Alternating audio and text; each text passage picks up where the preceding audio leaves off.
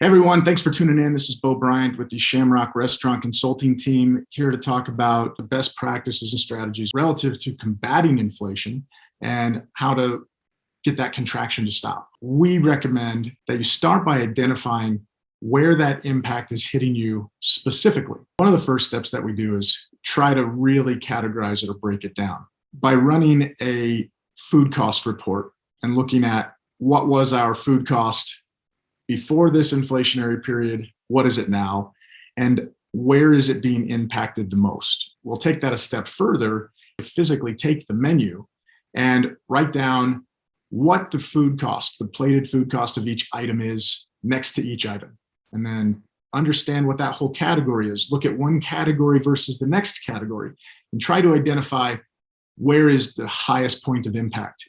And then we lay over this 4P strategy.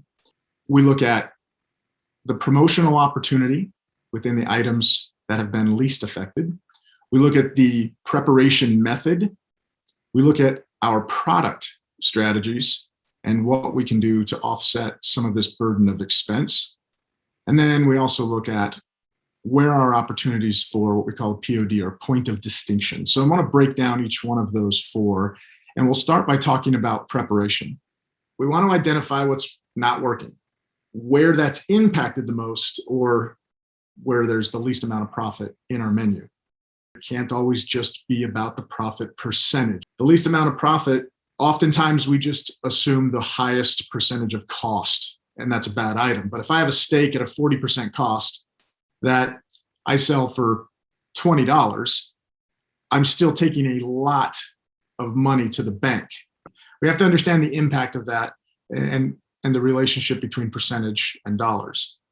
That being said, within this preparation method, after identifying those items that have been impacted the most, we have to look at where are our product reduction and or increase strategies. And I'm sure that sounds counterintuitive, so let me walk you through that. Product reduction makes perfect sense. There are just some reckless behaviors sometimes that happen. We're all grabbing French fries by the handful, and nobody in the restaurant even knows that the spec on our recipe is 6 ounces. That could be considered a reduction strategy. And I'll give you an example of how we find portion reduction strategy. This might sound crazy, but we will literally go stand by the trash can and we'll scrape food off at the dish pit to see where are we over portioning. What are our customers telling us is too much on a plate? That tells me that there is an opportunity for portion reduction when I start to see the most glaring repeater on that offenders list.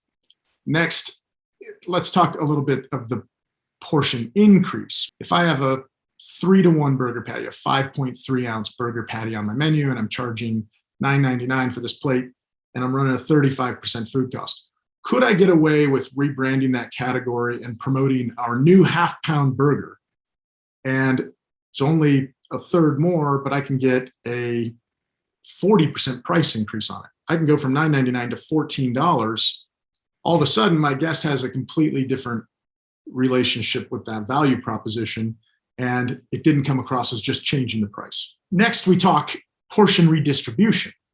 Within the mix of the product in any given dish, there's also an opportunity to take an increase and a decrease. And I'll give you a perfect example. We were looking at a Cuban sandwich, roasted pulled pork, and our shaved ham. We were using 2 ounces of ham and 3 ounces of pulled pork. We moved the pulled pork to 2 ounces and moved the ham up to 3. The bite was good, the flavor was good, same amount of protein by ounce. The ham was a lot less expensive than the pork, and it allowed us to take a very modest price increase. Now on a sandwich with that shaved ham that had a higher volume, the aesthetic and presentation to the guest was different, seeming like there was more value in it just based on the overall volume and height of the product. So that's an example of portion redistribution. One of a really interesting strategy that we've seen, and we have quite a few antidotes that I'll spare you on, is the presentation. Can you replate or represent that plate in a way through adjustment or otherwise that allows you not to make mistakes? And we've done similar strategies where we just put a buffer between a burger and the fries by putting a ramekin of ketchup on the plate. Not so much that it was better and more cost effective for us to do a ramekin of ketchup versus a bottle at the table, but creating that wedge in between took up more surface area on the plate, forced our guys to put less fries on the plate. So you can handle presentation as rudimentary as that, or you can get a lot more dynamic with changing the plating, changing the plate altogether. And that's a really good segue for us to then start talking about the next part, which is product. Analyzing our entire product list and looking for similar alternatives. And this is a recent scenario that had just happened with a group that we work with. They had baby back ribs on the menu. The price had become just not tenable. We started with the evaluation of, could we do a third portion or a 2/3 portion? After evaluating that, it wasn't going to find us these really huge gains. So then we started looking at different products. We ended up landing on a St. Louis rib. And we were able to do 2/3 of a rack of a St. Louis rib. And that St. Louis rib had a lower cost per pound. And then it was just relative to us and the technique and execution to make sure that we got a very delicious fall off the bone product. And we were able to accomplish that. So next, we look at further processed items to help with our reduction of labor. The cost for a finished product needs to be weighed and balanced. What you pay on a further processed product has somebody else's labor in it. You can't compare that to buying your product in an unprocessed way and not putting your labor into it where it makes sense. And this is a conversation, if you know me, you know I talk about the knife and the whisk all the time. I would rather spend my labor by putting my whisk into something to make something unique and different, according to my recipe, than by putting my knife into something, because the guest can't taste whose knife was in that. Now, when it comes to inflation, interestingly enough, when we look at produce, for example, you look across our RSS line from Marcon, we move to a processed product and it tends to have a more consistent, more predictable price point. A reduction of processed. When the chicken wing market has gone through the roof, maybe I would say, hey, I could scale enough product across my entire menu to buy whole wogs. I know that's a crazy example because chicken wings are popular and you can't get enough of them relative to a whole bird, but use it as an example of how you could look at menuing a different item or going to less processed because you can spread that item over multiple different places. I'm going to combine these two together, and that's through an expansion of a category or the reduction of a category. In the example we showed earlier, the appetizer category was doing really, really well from a profit standpoint, and the burger category was taking a bath. So we took a couple of burgers and we moved it to 3 2-ounce sliders on 3 slider buns. The reduction of costs on 8 ounces worth of ground beef to 6 ounces far outweighed what we lost in the excess cost of the bun. And then we put it up in a category that already did really well in our appetizer category, created a little bit of contraction in the burger category. And those that wanted a burger now were finding it in the very first place they were looking, and that took some of that pressure off. Next, I want to talk a little bit about promotion. And this is a place I feel like is missed quite a bit. If we don't analyze our menus to identify what items are profitable, oftentimes we don't see people or operators apply a promotion strategy to that. So identify those items. There are some menu formatting techniques we're going to talk about in just a minute. But even within just the traditional sales promotions, whether you're running contests or you're building future LTOs, which stand for a limited time offer, or even just in your daily specials, promoting those items that you know are popular or reimagining very similar items based on the ingredient mix that is profitable.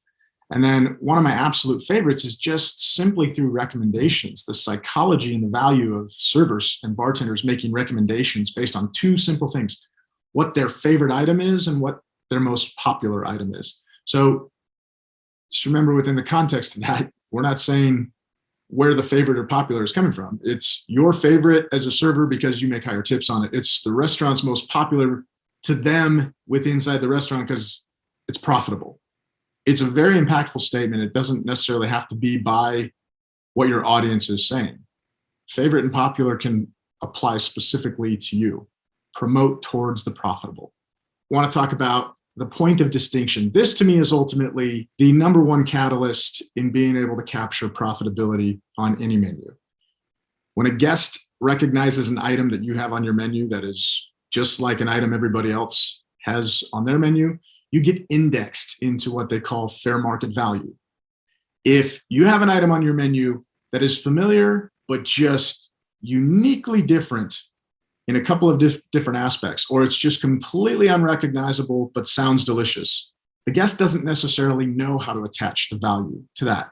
They won't look outside of your restaurant to figure out if it's priced right, but they will look within the context of the rest of your menu to see if it's priced right. Let's talk about menu management strategies, because this exists outside of inflation. One of the most common questions that we get asked is, how often should we change our menu? And that answer to me, in a best case scenario, 4 times a year, in an absolute worst case scenario, 2 times a year. The real question is, when I change a menu, how do I manage menu price changes? Well, it's not just this blanket pricing strategy, it's surgical. Looking at this as a best practice, reformatting the menu. I'm not talking an entire redesign. I look at the menu in 2 layers. The back layer, the design work. The front layer is the content. That content should be able to be lifted off, edited, moved around, changed without impacting the background. These best operators, when they take a price change, they won't just take a blanket price change. They'll look at what items need to be changed, and then when they change the price, a little bit of a change of the name, maybe some change in portion, presentation, pricing, they will definitely change the location. Eliminate column pricing. Study after study shows us that the way that we want a guest to read the menu is very simple. Look at the category. If the category gets your attention, you'll look at items. You'll scan for items by name. If the name catches your attention or sounds like something you want, then you read the description. If the description did a great job of selling you and making your mouth water, the price becomes secondary. So if we're giving them column pricing, we're disrupting that entire expectation. Now, instead of them finding the category, the item, and the description, and then justifying the price, we're putting the price right in front of them in a very easy way to rationalize how they want to spend their money. And then based on what's within their budget, then they'll go read the item, see if the value proposition is there, and make a decision. That hurts us. One final rule just about pricing logic is the rule of 10%. And what people had identified is what makes a customer feel like something has been overvalued in a price raising strategy. At an incremental price increase of 10%, if the item was between $5 and $10, you're allowed about 50 cents worth of range in a price increase. It goes from $8 to $8.50, still reasonable and within that 10% rule. Over $10 an item, it literally moves up to a 99-cent value, from $10.99 to $11.99. And the guest does not push back or fight back. Finally, don't ever hide behind a price change. We get in front of it. We tell our customers about the new menu. We promote the new menu instead of hiding behind a price increase. So we try to build excitement. Every time we do a new menu, we try to feature a couple of unique or new items, and then we promote those as a special first. So now when the customer comes in and sees the new menu, the rearrangement of stuff, they're not confused. They understand price changes because it was promoted and told to them. Here's the open-ended invitation. Shamrock has a dynamic stable of former restaurant owners, operators, some of the most dynamic culinary people you've ever met in your entire life. If you need more, we're always a call away. Please reach out, and best of luck to you.